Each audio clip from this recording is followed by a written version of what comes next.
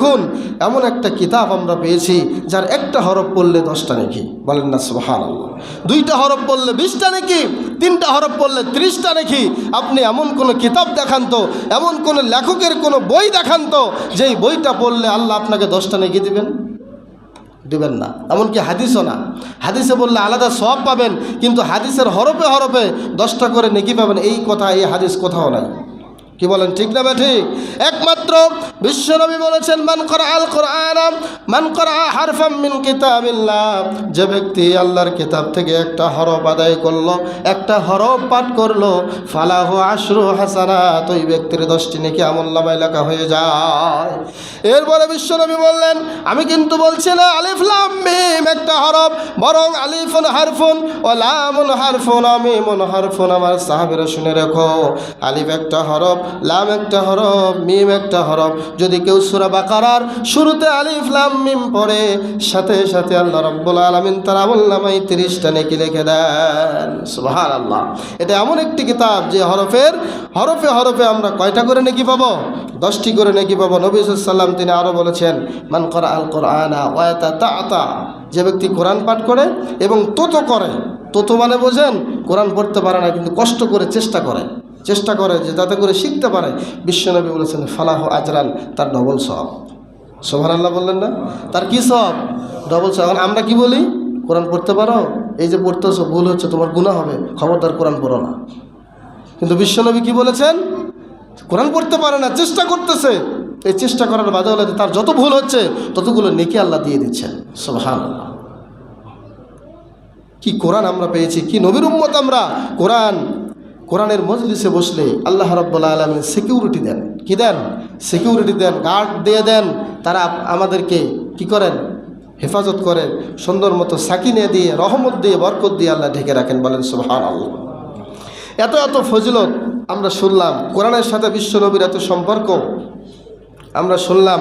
এত কিছু শুনবার পরেও যারা আমরা কোরআন পড়ি না, যারা আমরা কোরআনের প্রতি আগ্রহ দেখাই না, তাদের বিরুদ্ধে কী করবেন বিশ্বনবী সেটাও আমরা একটু জেনে নেই। তাদের বিরুদ্ধে বিশ্বনবী কিয়ামতের দিন মামলা দায়ের করবেন। বলেন নাউজুবিল্লাহ। বিশ্বনবী বলবেন আল্লাহকে, হে আল্লাহ, ইন্না কওমি ইত্তাখাযু হাযাল কুরআনা মাহজুরা, হে আল্লাহ, এই উম্মত কোরআনকে পরিত্যাগ করেছে, এই উম্মত কোরআনকে পরিত্যাগ করেছে। হে আল্লাহ, এই কোরআনকে তারা ইগনোর করেছে, কোরআনটা বছরের পর বছর সুযোগ পেয়েও তারা তেলাওয়াত করে নাই, কোরআন হাত দিয়ে ধরেও নাই, পাতাও খুলে দেখে নাই, চেষ্টাও করে নাই। এই রমজান মাস পেয়েও তারা তেলাওয়াত করে নাই। এমনভাবে একের পরে এক রমজান মাস পেয়েও তারা কোরআন পড়ার চেষ্টা করে নাই। এইভাবে যদি আল্লাহর নবী আমাদের বিরুদ্ধে মামলা দায়ের করেন, আপনারা বলুন তো সেই দিন পার হওয়ার কোনো সুযোগ হবে? আমাদের কোনো সুযোগ হবে না। যার সুপারিশ ছাড়া আমরা কিয়ামতের মাঠে পার পারবো না, যার সুপারিশ ছাড়া কোনো ফয়সালা আমাদের হবে না। ওই নবী যদি আমাদের বিরুদ্ধে মামলা দায়ের করেন, তাহলে অবস্থা কি হবে একটু ভেবে দেখুন। ভাববার বিষয় আছে ভাইয়েরা আমার, মা ও বোনেরা। তাহলে প্রিয় ভাইয়েরা, আমরা তো শুনলাম কোরআনের সাথে বিশ্বনবীর সম্পর্ক কেমন ছিল, কি মধুর ছিল। এবং যদি তেলাওয়াত না করি, ইচ্ছা করে বাদ দিয়ে যাই, তাহলে আল্লাহর নবী মামলা দায়ের করবেন। এর জন্য আমাদের একটা কাজ হলো, সেটা কি? সেটা হলো আমাদের সম্পর্ক কোরআনের সাথে বাড়াতে হবে এবং কোরআনের সাথে আল্লাহর নবীর যে সম্পর্ক ছিল ওইভাবে আমাদেরকে সম্পর্ক রাখতে হবে। আসুন একটু একটু করে বোঝার চেষ্টা করব। আমরা একটা দুইটা করে আয়াত তেলাওয়াত করতে শুরু করব।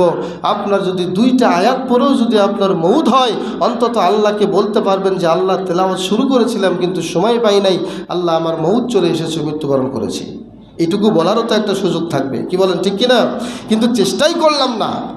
বয়স বলেন আর যে কোনো অবস্থা বলেন, আপনি যত বড় সম্মানী ব্যক্তি হন না কেন, কোরআন শিক্ষা করতে যারা লজ্জাবোধ করবে, মনে করবেন এই লজ্জাই তাকে জাহান্নামে নিয়ে যাওয়ার জন্য যথেষ্ট হয়ে যাবে।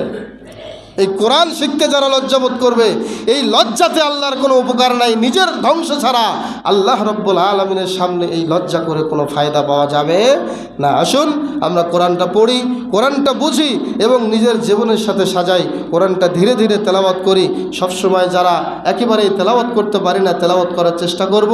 3 কুল পড়ব, সূরা সূরা ইখলাস, সূরা নাস, সূরা ফালাক, এগুলো পরে শরীরে ফু দেব এবং ফজরের পরে সূরা ইয়াসিন পড়ব, মাগরিবের সলাতের পরে সূরা ওয়াকিয়া পাঠ করব, এশার সলাতের পরে ঘুমানোর আগে সূরা মুলক পাঠ করব এবং ঘুমানোর আগে আরও একটি সূরার 2টি আয়াত, সূরা বাকারার শেষের 2টি আয়াত পাঠ করব। এগুলো পড়লে আল্লাহ রাব্বুল আলামিন ওই বান্দার জন্য, ওই ব্যক্তির জন্য সারা রাত ফেরেশতা নিযুক্ত করে দেন। বলেন সুবহানাল্লাহ। এবং সূরা মুলকের ব্যাপারে বলা হয়েছে, কেউ যদি নিয়মিত সূরা মুলক তেলাওয়াত করে তার জন্য একজন ফেরেশতা নিযুক্ত হয়ে যায়। কিয়ামতের মাঠে আল্লাহর সাথে তর্ক করবে এই সূরা মুলক। তর্ক করার এক পর্যায়ে ওই ব্যক্তির জন্য জান্নাতের ফয়সালা না দেওয়া পর্যন্ত সূরা মুলক তর্ক করা ছাড়বে না। এই জন্য কোরআনের যত ফজিলত আছে বলে শেষ করা যাবে না। কোরআনের যেই গুরুত্ব, যেই মহত্ব, সেই সম্পর্ক আমরা জানলাম।